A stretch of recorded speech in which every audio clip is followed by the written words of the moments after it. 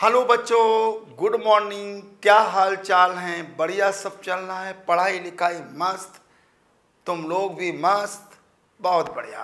पढ़ाई करते रहो और आगे बढ़ते रहो, यही तुम्हारा काम है।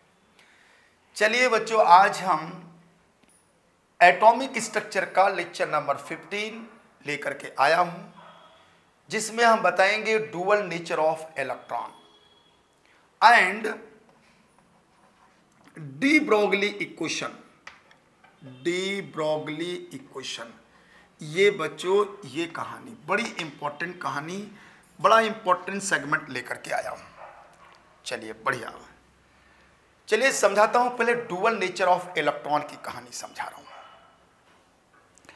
बच्चों। प्लांक साइंटिस्ट थे जिन्होंने प्लांक क्वांटम थ्योरी दिया, जिसमें इन्होंने एक ऐसी बात कह दिया जिससे सारे साइंटिस्ट एकदम चुप रह गए और कहने लगे ये कह क्या रहे हैं।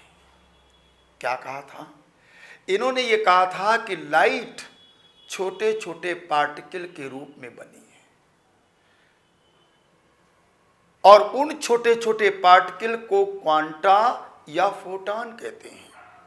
मतलब ये कहा कि सन से जो लाइट आ रही है वो बंडल और पैकेट के रूप में आ रही है, और उस बंडल या पैकेट को इन्होंने कहा कि क्वांटा है या फोटॉन है। और उस फोटॉन की एनर्जी भी बच्चों इन्होंने कहा कि E = h न्यू होती है। न्यू ये फ्रिक्वेंसी ऑफ रेडिएशन या लाइट है, और यही कहा कि उस पार्टिकल की जो एनर्जी होगी वो रेडिएशन की फ्रिक्वेंसी पे डिपेंड करेगी। तो जो लाइट वेव है, हम लोग जानते हैं लाइट, जन्मों से हम लोग पढ़ते चले आए हैं कि लाइट तो बच्चों वेव है। वेव जानते हो, लाइट वेव है, साउंड वेव है। लेकिन प्लांक ने कहा कि नहीं, लाइट पार्टिकल भी है, यानी ये पार्टिकल नेचर को भी शो करती है। ये बात प्लांक ने कहा। डी ब्रोगली इनके कंसेप्ट को चुपचाप सुन रहे थे और इनके कंसेप्ट पे ये काफी इंप्रेस हो गए, प्रभावित हो गए। इन्होंने कहा कि अगर लाइट जो वेव है वो पार्टिकल हो सकती है तो इलेक्ट्रॉन वेव हो सकता है। कैसे? जरा देखिए। इलेक्ट्रॉन के लिए इन्होंने कहा कि इलेक्ट्रॉन तो पार्टिकल होता ही है। आपने पढ़ा है कि electron is fundamental particle of atom. लेकिन डी ब्रोगली ने कहा कि इलेक्ट्रॉन वेव हो सकता है। अगर इनकी बात सही है, प्लांक की बात सही है, तो बात हमारी भी सही होनी चाहिए। एक हाइपोथेसिस इन्होंने दिया, एक अपने विचार रखे। लोगों ने कहा तुम किस बेस पे कह रहे हो? तो कहने लगे सुन लो, इस बेस पे कह रहा हूं। जो प्लांक कह रहे हैं कि लाइट में छोटे छोटे पार्टिकल हैं जिनको हम क्वांटा बोलते हैं, क्वांटम बोलेंगे। एक को क्वांटम बोलते हैं, बहुत सारे पार्टिकल है तो क्वांटा बोलते हैं। तो mass of particle quantum this equal to negligible. बच्चों ये नेग्लिजिबल होगा, नगण्य। और वेलोसिटी जो होती है बच्चों, वेलोसिटी ऑफ लाइट, वो या लाइट कह दो या क्वांटम कह दो, 3 × 10⁸ मीटर पर सेकेंड होती है। ये बात इन्होंने क्वांटम के लिए कही कि अगर ये केस लाइट के केस में है, भाई क्वांटा बहुत छोटा पार्टिकल होगा, उसका मास नेग्लिजिबल होगा, और वेलोसिटी जो है लाइट की जो वेलोसिटी होगी उसके बराबर होगी। तो इन्होंने कहा कि मास ऑफ इलेक्ट्रॉन 9.1 × 10⁻31 kg। तो कहने लगे ये भी नेग्लिजिबल है। बताइए, इलेक्ट्रॉन का मास भी तो नेग्लिजिबल होता है। जब हम एटॉमिक मास निकालते हैं तो प्रोटॉन प्लस न्यूट्रॉन जोड़ते हैं। इलेक्ट्रॉन का मास हम लोग कह देते हैं नेग्लिजिबल है, उसको जोड़े नहीं, तो ये नेग्लिजिबल हो गया। अच्छा, वेलोसिटी ऑफ इलेक्ट्रॉन ये हम लोगों ने बोहर्स मॉडल में निकाला था 2.18 इंटू 10⁻6 मीटर पर सेकेंड। तो कहने लगे ये पॉइंट इससे मैच हो गया और ये पॉइंट इससे मैच हो गया, यानी ये भी वेलोसिटी बहुत हाई है, ये भी बहुत हाई है। तो अगर लाइट जो वेव है अगर वो पार्टिकल हो सकती है, तो इलेक्ट्रॉन को जो हम पार्टिकल मान रहे हैं तो वो वेव हो सकती है। यानी इन्होंने कहा कि इलेक्ट्रॉन में wave as well as particle दोनों नेचर हैं। अगर प्लैंक का कंसेप्ट सही है तो हमारा भी कंसेप्ट सही होना चाहिए। यानी प्लैंक ने जो लाइट पे अपनी थ्योरी दिया, डी ब्रोगली ने उस थ्योरी को इलेक्ट्रॉन में अप्लाई कर दिया और इलेक्ट्रॉन के लिए कहने लगे कि इलेक्ट्रॉन पार्टिकल और एज वेल एज वेव के नेचर को शो करता है। ये बात इन्होंने इससे मैच करके बात कही। क्लियर हो गया कि डी ब्रोगली ने इलेक्ट्रॉन को वेव क्यों कहा। इसलिए कहा कि इलेक्ट्रॉन जो वेव है अगर वो पार्टिकल हो सकती है तो इलेक्ट्रॉन जो पार्टिकल है वो वेव हो सकता है, क्योंकि इन दोनों पार्टिकल की साइज, मास और वेलोसिटी में बहुत सिमिलरिटीज है। क्लियर हो गया होगा। तो बच्चों इस बात को लेकर के क्या समझाया गया, डी ब्रोगली ने क्या कहा, जरा इनका डुअल नेचर समझ लिए। डुअल समझ गए ना, डुअल का मतलब दोहरे, यानी दो प्रॉपर्टीज होना। तो क्या होगा बच्चों, इन्होंने क्या कहा, इन्होंने कहा according to de Broglie, according to de Broglie all moving material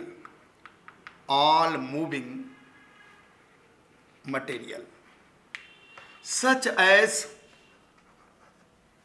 electron,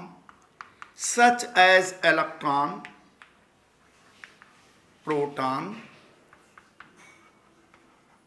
neutron, atoms and molecules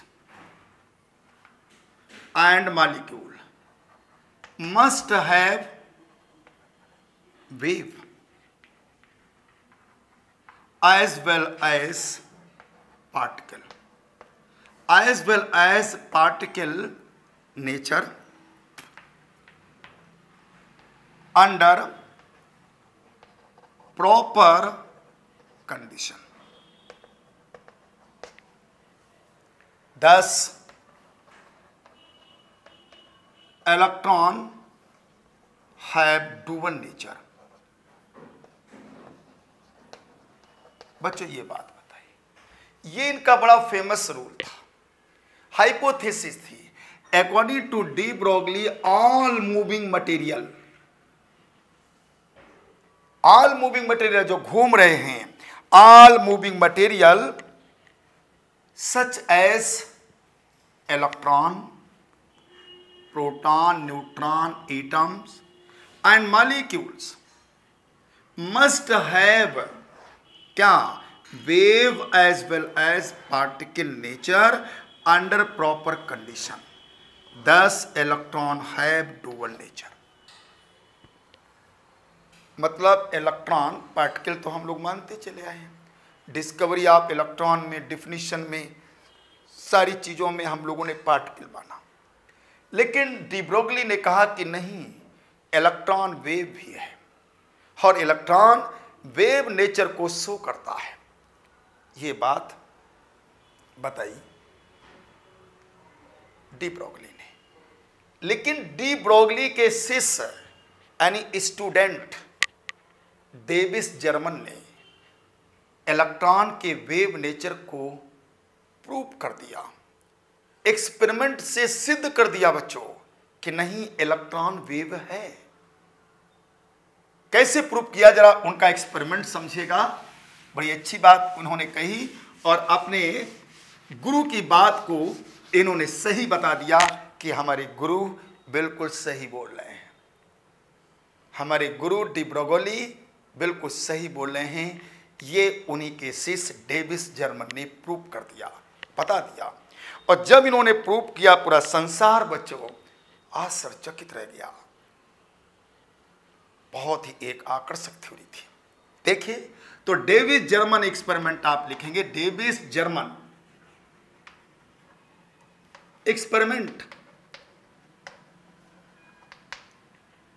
Davis German experiment में इन्होंने ये कहा, डेविस ने, कि देखिए, इन्होंने कहा कि वेव साउंड हो, वेव होती है, लाइट वेव होती है।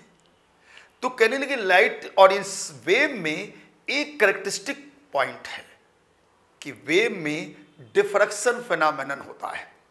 ये डिफ्रैक्शन क्या होता है बच्चों? डिफ्रैक्शन का मतलब फैलना। जैसे हम बोल रहे हैं तो हमारी साउंड क्या हो गई, चारों तरफ डिस्ट्रीब्यूट हो गई, फैल गई, ये डिफ्रैक्शन हो गया। ऐसे डार्क रूम में अगर कोई इलेक्ट्रिक बल्ब है, आपने उसको जला दिया तो क्या हो गया कि वो लाइट पूरी फैल गई, इसे डिफ्रैक्शन बोलते हैं। और वेव में ये डिफ्रैक्शन फेनोमेनन होता है। जितनी भी वेव हैं दुनिया में, हर वेव में डिफ्रैक्शन फेनोमेनन होता है। यानी वेव का एक मेन कैरेक्टरिस्टिक पॉइंट है क्या, डिफ्रैक्शन। और वो डिफ्रैक्शन इलेक्ट्रॉनों में डेविस जर्मन ने दिखा दिया कि इलेक्ट्रॉन भी डिफ्रैक्शन फेनोमेनन को शो करता है। अगर इलेक्ट्रॉन डिफ्रैक्शन फेनोमेनन को शो करेगा तो इसका मतलब ये डिफ्रैक्शन फेनोमेनन तो वेव का एक कैरेक्टरिस्टिक पॉइंट है और इलेक्ट्रॉन इसे प्रूव कर रहा है, इलेक्ट्रॉन इसे शो कर रहा है। तो डेविस जर्मन ने कहा इसका मतलब इलेक्ट्रॉन वेव है, क्योंकि अगर वेव ना होता तो ये डिफ्रैक्शन फेनोमेनन को क्यों प्रूव कर रहा है, क्यों शो कर रहा है। और देखिए, बड़ा सुंदर सा इन्होंने एक एक्सपेरिमेंट दिया। देखिए, एक्सपेरिमेंट को समझिएगा। ये बच्चों सोर्स ऑफ, ये हमने मान लिया सोर्स ऑफ इलेक्ट्रॉन हो गया। ये टंगस्टन फिलामेंट है,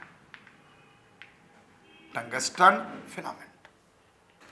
और यहां से इलेक्ट्रॉन ऐसे निकलेंगे।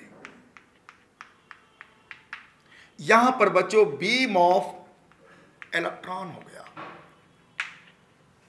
और ये बीम ऑफ इलेक्ट्रॉन को इन्होंने यहां पे एक जो है, ये निकल का क्रिस्टल था, ये निकल क्रिस्टल था और इसे निकल क्रिस्टल पर स्ट्राइक करा दिया, इसी पर इन्होंने टकरा दिया। जब बच्चों इस पर टकराया इलेक्ट्रॉन, तो इलेक्ट्रॉन में हो गया डिफ्रैक्शन, इलेक्ट्रॉन फैल गए। जैसे साउंड फैल जाती है, लाइट फैल जाती है, उसी प्रकार से इसके अंदर जो एक स्क्रीन यहां पे लगाई, उस स्क्रीन में देखा क्या कि इलेक्ट्रॉनों में डिफ्रैक्शन हो गया। और इस स्क्रीन पे, इस पर्दे पर, ये आप सपोज करो एक पर्दा था और इस पर्दे पर इन्होंने देखा क्या कि डार्क और ब्राइट रिंग ऑब्जर्व होने लगी, रिंग दिखने लगी। यानी ये इस तरीके से ऐसा इन्होंने देखा, ये चीज ऐसे बना दिया हमने पूरा, ये ऐसे दिखा दिया, ये तुम्हारी डार्क ब्राइट रिंग हो गई, ये ब्राइट रिंग हो गई, बीच बीच में डार्क हो गया और ये इस तरीके से ब्राइट बिल्कुल चमकीली रिंग, इस तरीके से स्क्रीन दिखाई दिया बच्चों।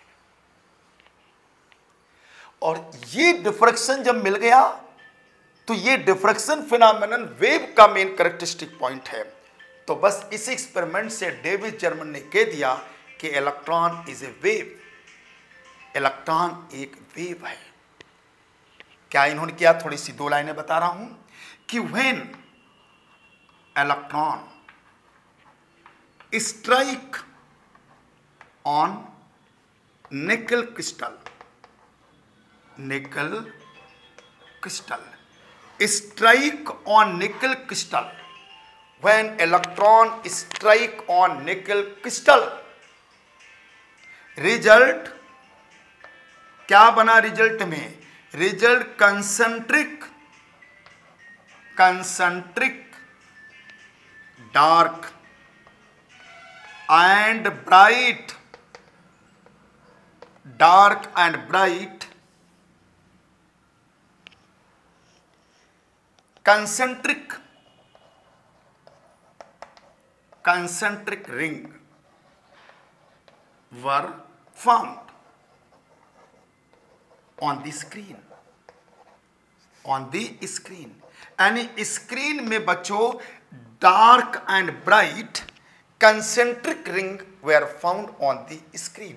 इस स्क्रीन जो पर्दा यहां पे लगा दिया, ये डार्क और ब्राइट रिंग मिल गई। दिस डिफ्रैक्शन बच्चों, this diffraction pattern was similar with a pattern observed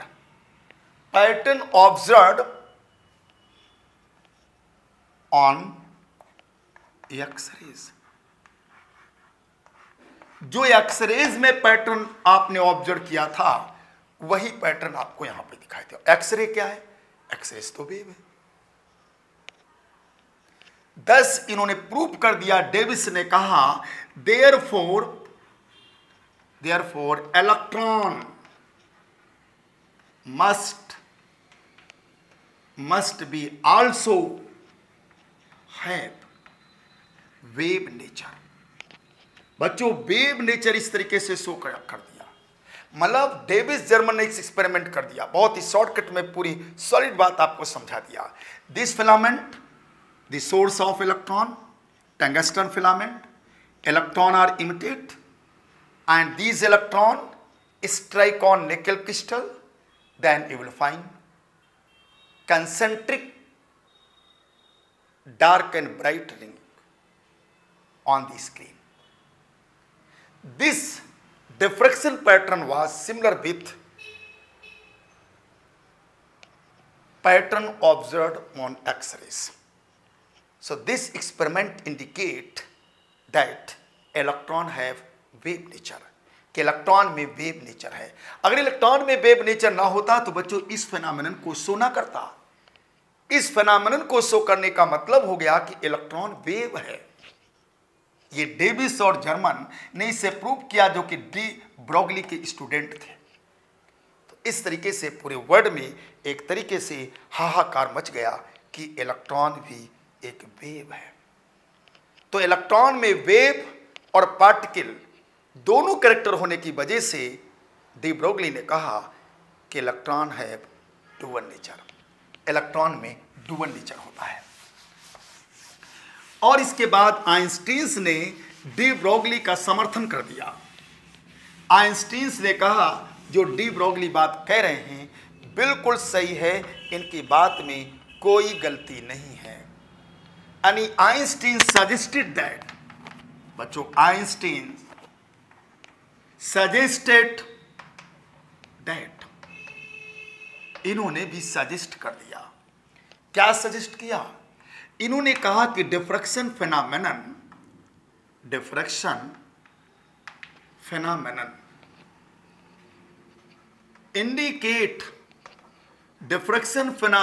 indicate wave nature of electron, wave nature of electron, यानी वेव नेचर ऑफ इलेक्ट्रॉन को प्रूव करता है। और दूसरा बात बताया कि फोटो इलेक्ट्रिक इफेक्ट, अभी बताता हूं, photo electric effect indicate particle nature of electron, particle nature of electron. बच्चों, ये पार्टिकल नेचर ऑफ इलेक्ट्रॉन को भी प्रूव करता है। डिफ्रैक्शन का एक्सपेरिमेंट समझ गए। फोटो इलेक्ट्रिक इफेक्ट की बात इन्होंने ऐसे कही, ये फोटो इलेक्ट्रिक एक सेल है, यहां पे बच्चों कैथोड लगा दिया, यहां पर एनोड लगा दिया और इनको बैटरी से जोड़ दिया, तो इसमें करंट तो बहेगी नहीं। क्यों? क्योंकि ये दोनों कनेक्टेड तो है नहीं, ये जुड़े नहीं है, तो इसमें करंट नहीं बहेगी, धारा इसमें नहीं बहेगी।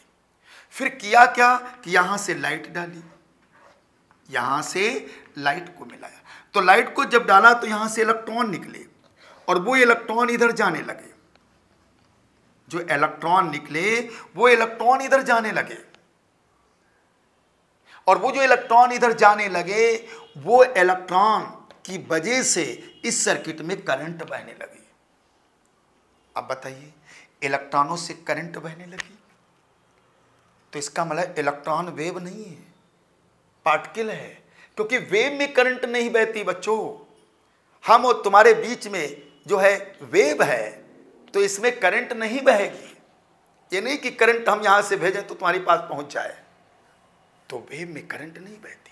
और यहां इलेक्ट्रॉनों की वजह से करंट पास हो रही है। तो ये एक्सपेरिमेंट कहता है कि इलेक्ट्रॉन वेव नहीं है, इलेक्ट्रॉन पार्टिकल है। तो ये एक्सपेरिमेंट प्रूव करता है पार्टिकल नेचर ऑफ इलेक्ट्रॉन।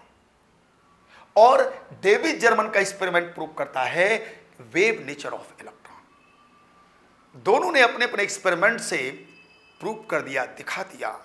तो डी ब्रोगली ने कहा कि नहीं, इलेक्ट्रॉन में दोनों कैरेक्टर हैं, wave as well as particle. इसलिए बच्चों यहां पर आ गया dual nature of electron. Einstein ने समर्थन कर दिया। आइंस्टीन ने डी ब्रोगली क्वेश्चन को, डी ब्रोगली बात को बढ़िया ढंग से बता दिया।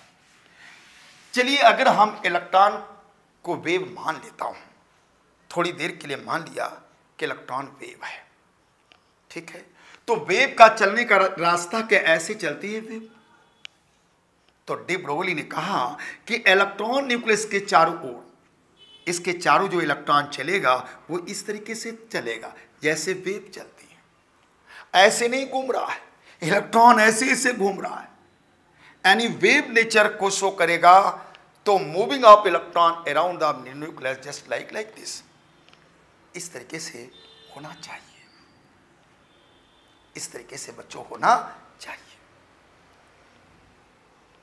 ठीक है, क्लियर हो गया। अब इतना होने के बाद डी ब्रोगली ने एक इन्हीं दोनों पॉइंट को लेकर के एक इक्वेशन को डिराइव कर दिया, जिस इक्वेशन का नाम है डी ब्रोगली इक्वेशन। तो देखिए डी ब्रोगली ने क्या कहा यहां पे।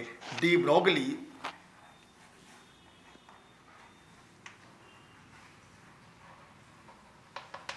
Equation,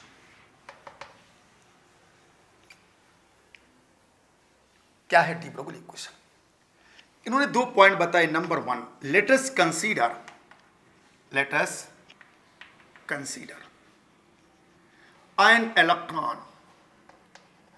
an electron to be a wave of frequency nu. Its energy is given by Planck equation.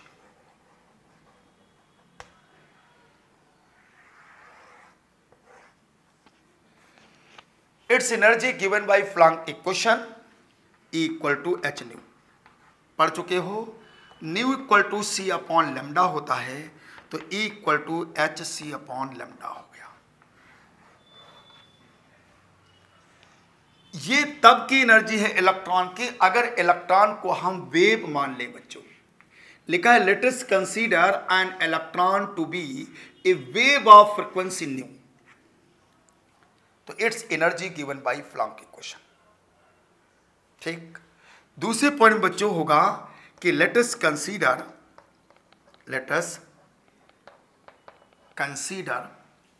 N electron to be a particle of mass m। तो इसकी energy क्या होगी? Its energy given by Einstein's mass energy equation. Mass energy equation से energy बच्चों इसकी mc square हो जाएगी। पढ़े हो तुम, दोनों इलेक्ट्रॉन की एनर्जी है, ये भी और ये भी। तो from equation number first and second से बात करेंगे। तो फर्स्ट और सेकंड से जब बात हम लोग करेंगे तो mc square equal to h c upon lambda आया, c से c cancel, lambda equal to h upon m भी आ गया, mc आ गया। बच्चों यही डी ब्रोगली इक्वेशन है। सी वेलोसिटी ऑफ लाइट है, यहाँ वेलोसिटी ऑफ इलेक्ट्रॉन हम v लिख सकते हैं, तो h अपॉन यहाँ पर mv भी बच्चों हम दिखा सकते हैं। और ये तुम्हारा P इक्वल टू mv होता है, इसलिए बच्चों हम यहाँ P भी लिख सकते हैं, तो lambda equal to h upon P भी हो गया। इसी के आगे लिख देता हूँ, this equal to h upon P। So this is called de Broglie equation. हम लोग इसको डी ब्रोगली इक्वेशन बोलते हैं। क्या बोलेंगे? D Broglie equation. तो क्लियर हो गया, बढ़िया ढंग से डी ब्रोगली इक्वेशन आपके समझ में आ गई। अब इसमें और भी बातें करना है। डी ब्रोगली इक्वेशन से न्यूमेरिकल समझाएंगे, डी ब्रोगली इक्वेशन को अप्लाई करेंगे माइक्रोस्कोपिक पार्टिकल और बिगर पार्टिकल में, और देखेंगे कि बिगर पार्टिकल ये वेव नेचर को शो नहीं करता है, उसका रीजन क्या है। तो बहुत सारी चीज़ें अभी बता रहे हैं, अभी एक लेक्चर इसमें पूरा का पूरा और लग जाएगा, और तब ये बात डी ब्रोगली की पूरी फिनिश हो जाएगी। तो बच्चे okay, thank you very much, और पढ़ाई करते रहिए, आगे बढ़ते रहिए, अपने अच्छी तरीके से नोट्स भी बनाते रहिए।